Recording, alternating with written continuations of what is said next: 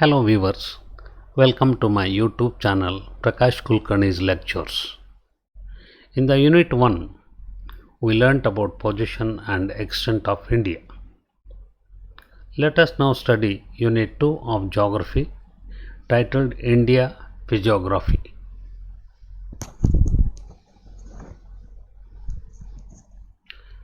Physiographic divisions of India. Human activities like agriculture, industries, transport, distribution of population, etc., are based on a variety of landforms such as mountains, plateaus, plains, valleys, and coastal plains. These have influence on the river system, climate, natural vegetation, etc.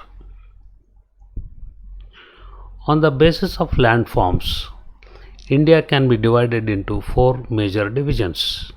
They are: the first one is the northern mountains, the second one is the northern Great Plains, the third one is the peninsular plateau, and the fourth one is the coastal plains and islands. In this video, we will be covering northern mountains and northern Great Plains, the first two physical divisions or landforms.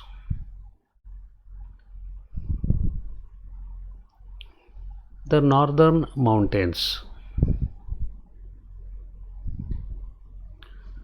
The northern mountains are the Himalayas, which are a group of young fold mountains. They have the highest mountain ranges. They extend from the Indus Gorge in the west to the Brahmaputra Gorge in the east for 2,400 kilometers. The river Indus is in the western part and river Brahmaputra is in the eastern part. The distance between the Indus and Brahmaputra is almost 2,400 kilometers long. The width varies from 240 to 320 kilometers. Area is about 5 lakh square kilometers. They are broader in the west and narrower in the east. They have high peaks, deep valleys and gorges, glaciers, passes, etc. Generally, they have steep slopes towards India, that is southern part, and gentle slope towards Tibet, that is northern side.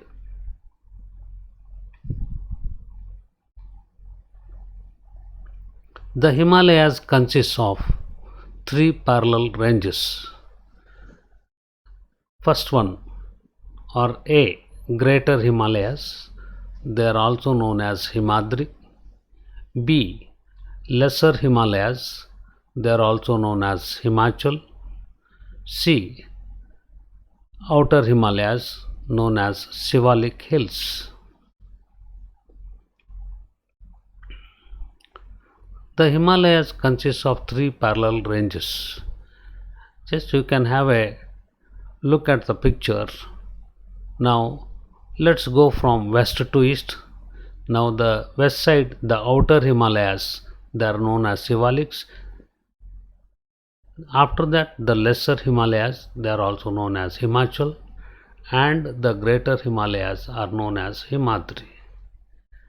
The greater Himalayas are towards Nepal side and the outer Himalayas or Shivaliks are towards Indian side.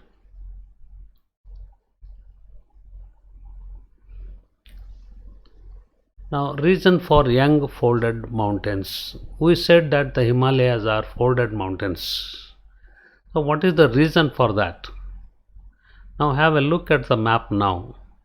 Study carefully. Now, first see the direction north and south.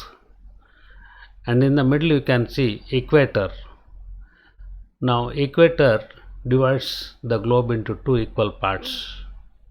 It's really surprising. And it's a natural mystery that India was once upon a time in the southern part or southern hemisphere. Now you can see Indian landmass 71 million years ago, and afterwards 56 million years ago, then 38 million years ago. Now it is the present existing one is 10 million years ago. That means India has moved from south to north. Because of this, folded mountains have occurred. The reason for young folded Himalayan mountains is the movement of continents through millions of years. Once India was in the south of equator, that means 71 million years ago. Now India has moved from south to north. So young folded mountains can be seen today for 10 million years now. A. The Greater Himalayas, they are also known as Himadri or Trans Himalayas.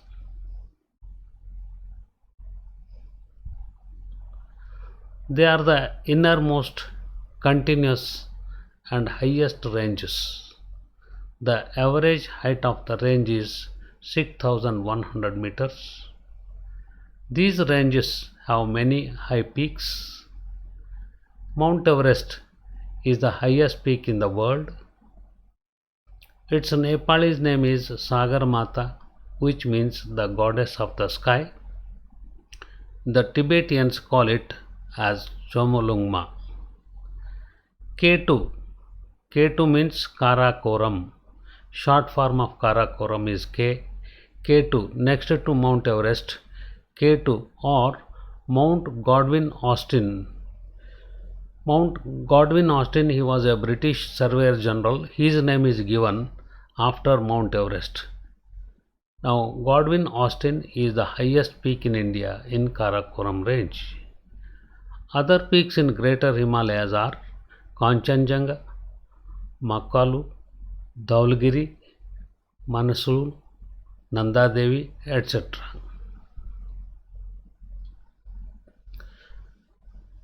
The Greater Himalayas continues. The Greater Himalayas are covered with snow throughout the year. These ranges are called Himadri. A range means continuous chain of mountains. The mountains lying northwest of Himalayas are called Trans Himalayas. That is towards Ladakh and Kashmir, they are called as Trans Himalayas. They are the home of many glaciers such as Gangotri and Yamunotri. A glacier is a river of snow. There are many passes such as Barjal, Lozilla, Shipkila, etc. Peaks and glaciers in the Greater Himalayas. You can see three wonderful pictures of nature, that is the Great Himalayas. The first one is Mount Everest. The second one is Mount Godwin Austen or K2. The third one is a glacier. A glacier is a river of snow. Please remember, river means it is a flow of water will be there. Here flow of ice will be there. So a glacier is a river of snow. Example, Gangotri and Yamunotri are glaciers in the Greater Himalayas.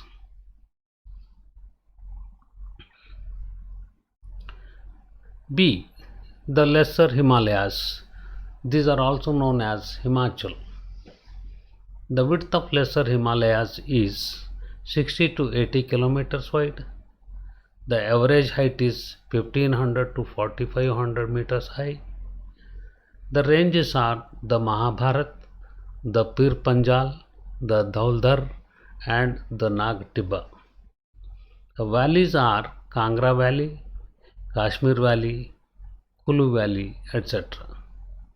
The hill stations are Shimla, Ranikhet, Mussoorie, Nainital and Darjeeling. Here you can have look at the picture of two valleys. You know valleys, V-shaped valleys, Kangra Valley and Kashmir valleys. The lesser Himalayas or the Himachal ranges. Now one is Nag Tibba range. A range is a continuous chain of mountains. Mahabharata range. Beautiful nature we can see here. What are the hill stations of the lesser Himalayas? Now Kulu, Manali and Mussoorie. People go to North India during summer season because they are hill stations where temperature is low and they enjoy the nature. See the outer Himalayas. These are also known as the Sivalik Hills. The Sivalik Hills are located to the south of the main Himalayas. They are the lowest range of the Himalayas with a height of 600 to 1500 meters and width varying from 15 to 150 kilometers. They extend from Jammu and Kashmir in the west to Arunachal Pradesh in the east. They have flat bottom structured valleys which are known as dunes. So flat structured valleys are known as dunes. Example is Dehradun. The importance of Himalayas.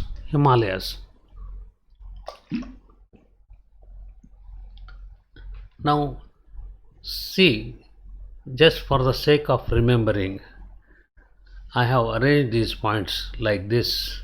It is easy for you to remember for your exam. A, B, C, D, E, F, G. A for attract tourists. B, birthplace of many rivers. You know what are the big rivers of North India? In my question answer is there. What are the big rivers? B-I-G, big. B for Brahmaputra, I for Indus and G for Ganges. So birthplace of many rivers. Check the cold winds from Central Asia. D for dunes are summer resort centers. E for electric power is generated here. Very good fruits, tea and medicinal herbs are grown in the Himalayas, and the Himalayas are the great storehouse of Himalayas. Now usually you will have 3 to 4 mark questions. Study these points very carefully. Now you can see the points here. To remember, you can see pictures, the importance of the Himalayas. The first one is A for they attract tourists. You can see Kedarnath temple and Badrinath temples are here.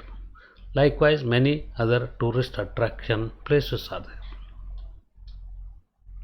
Second one, B, they are birthplace of many rivers.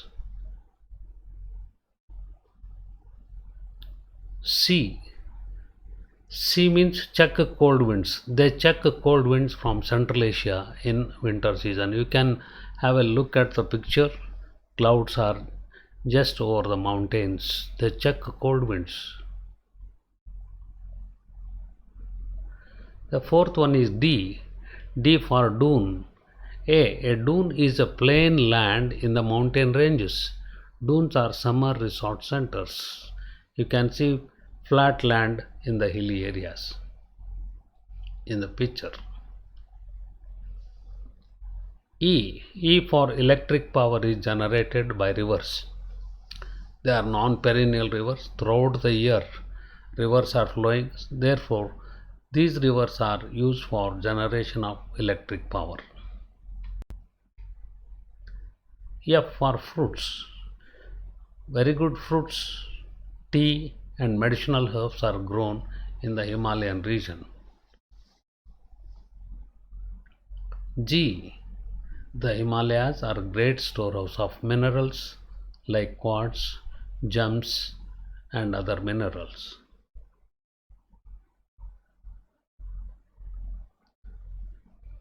Now we are coming to the second physical division. So far we studied about the great mountain ranges. Now the northern Great Plains. You can have a look at the map here. All blue colored lines are the rivers. So they are south of the Himalayas. The northern Great Flat Plain is situated between the Himalayas and the peninsular plateau of India.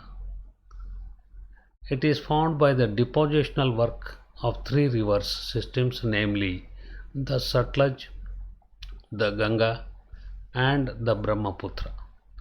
It is the largest alluvial soil tract in the world, extending east to west, a length of 2,500 kilometers. Its area is about 7 lakh square kilometers. Its average width varies from 240 to 340 kilometers.